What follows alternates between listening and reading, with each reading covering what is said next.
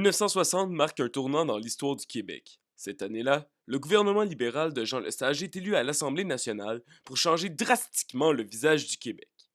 On l'appelle la Révolution tranquille, et ce n'est pas pour rien.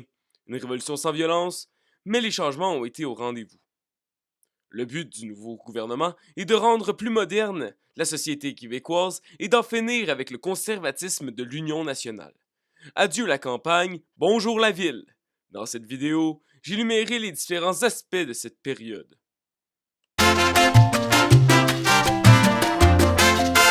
Dès 1961, le système de santé se dote d'un système d'hôpitaux publics. Le tout sera géré par l'État québécois et la religion n'a plus aucun droit de soigner comme avant. On appelle cela le réseau public. La politique du laisser-faire n'est plus possible. Il faut que l'État s'assure du bien-être de la population. La consécration arriva en 1970. La loi sur l'assurance maladie rentre en vigueur et le système comme on le connaît aujourd'hui naquit.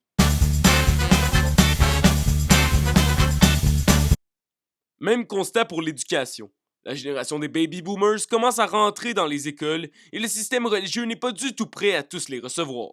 En 1964, le docteur Parent dépose un rapport pointant du doigt la gestion déficiente de l'Église. De là est né le système actuel.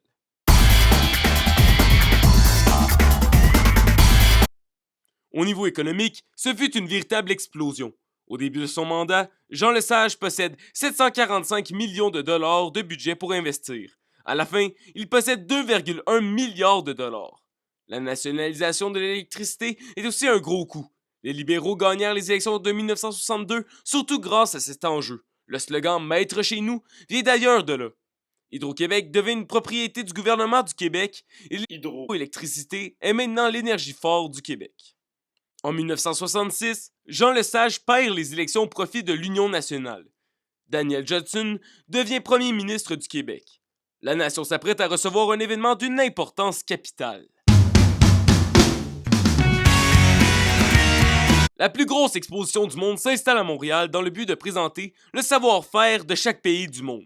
C'est véritablement la consécration de la Révolution tranquille. Le Québec s'ouvre sur la planète. Nous sommes loin de la petite colonie conquise du 18e siècle. La Terre découvre ce territoire sous un nouveau jour. Un événement important arriva pendant ce moment. La venue de Charles de Gaulle, président de la République française, au Québec, fut incontournable. Il arriva en bateau de France pour se retrouver à la ville de Québec. Il emprunta le chemin du roi pour ensuite arriver à Montréal. Il n'a qu'une seule idée en tête, faire un discours pour le peuple canadien-français. Et c'est ce qu'il fit. « Vive le Québec libre » fut scandé dans les hauteurs de l'hôtel de ville. Le Québec, société libre, était une idée que certaines personnes avaient soulevée, mais de Gaulle réussit à rassembler tout le monde. L'indépendance devint presque la seule option pour le peuple de se sortir définitivement du joug canadien.